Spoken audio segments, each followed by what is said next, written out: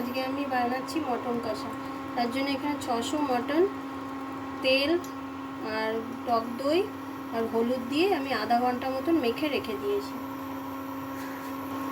এখানে আলু, গোটা আলুকে খোসা ছাড়িয়ে নিয়েছি, বড় বড় 3টে পেঁয়াজ আর একটা টমেটো, লঙ্কা, এটা রসুন বাটা, আদা রসুন বাটা। প্রথমে কড়াইতে আগে তেল দিয়ে আলুটা ভেজে নেব। আমি আলুগুলো দিয়ে দিচ্ছি।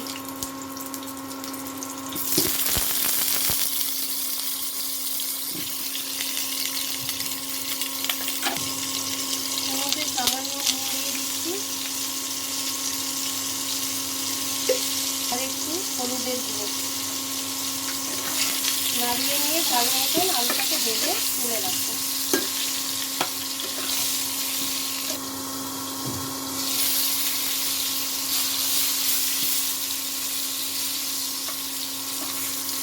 আলুগুলো হালকা ভাজা হয়ে গেছে, আরেকটু ভেজে নিতে হবে।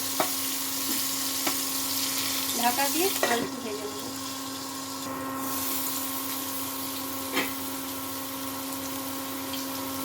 আলুটা ভাজা হয়ে গেছে, আমি এবার আলুগুলো তুলে রেখে দিচ্ছি। এর মধ্যে আমি আরেকটু সরষের তেল অ্যাড করে দিচ্ছি। প্রথমে এর মধ্যে আমি জিরে ফোড়ন দিয়ে দিচ্ছি, 2টো তেজপাতা। এবার আমি পেঁয়াজগুলো দিয়ে দেব।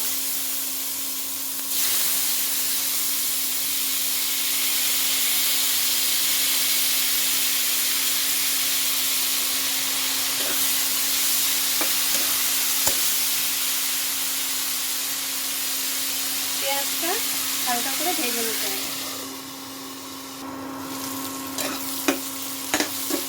পেঁয়াজটা হালকা ভাজা হয়ে গেছে, এর মধ্যে এখন আমি আদা রসুন বাটাটা দিয়ে দেবো।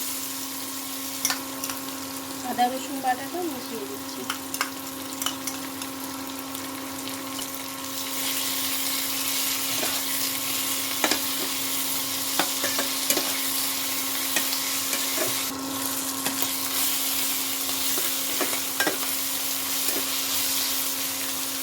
এর মধ্যে আমি এটার মধ্যে একটা টমেটো আর 3টে কাঁচা লঙ্কা দিয়ে বেটে রেখেছিলাম, এটা মিশিয়ে দিচ্ছি। ঝালটা নিজেদের মতন করে নেবেন।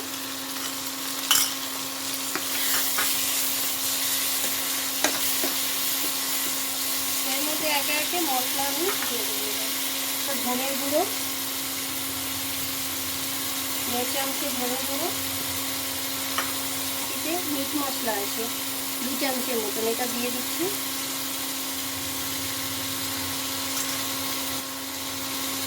হলুদ গুঁড়ো,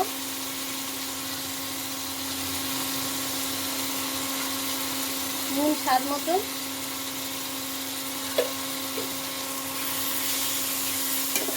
এবারে মশলাটাকে ভালো মতো কষাতে হবে। এর মধ্যে আমি সামান্য একটু জল দিয়ে দেবো।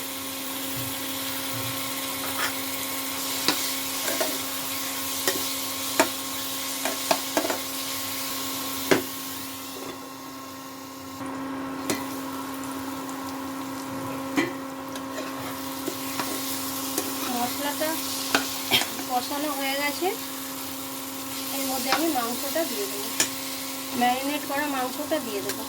এটার মধ্যে দই ছিল, টক দই, হলুদ আর তেল।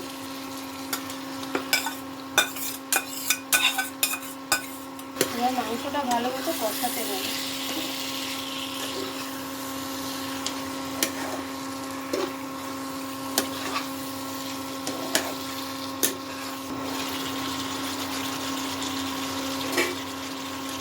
মাংসটা কষানো হয়ে গেছে, দেখুন সাইড দিয়ে কি সুন্দর তেল ছেড়ে দিয়েছে মাংসটা।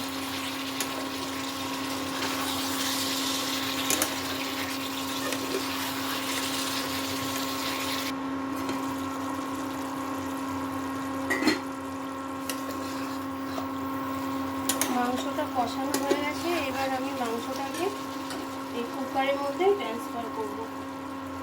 কেননা এটা পাঁঠার মাংস তো, কুকারে সিটি না মারলে সেদ্ধ হবে না। এই জন্য এটা আমি কুকারের মধ্যে দিয়ে দেবো একে।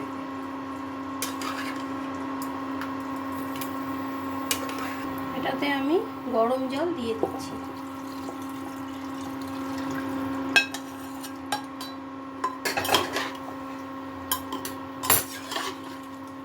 ভেজে রাখা আলুগুলো দিয়ে দেব।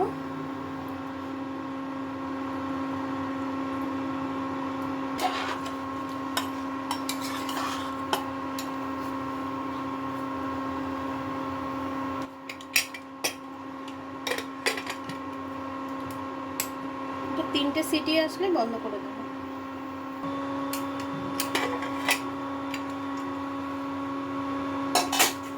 মাংসটা হয়ে গেছে, এবার আমি সার্ভ করে নেব। মধ্যে গরম মশলাটা দিয়ে দিই।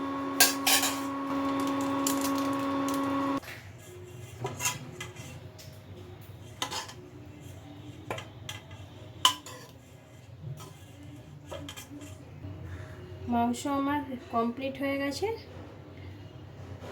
যদি ভালো লাগে একটা লাইক শেয়ার করে দেবেন।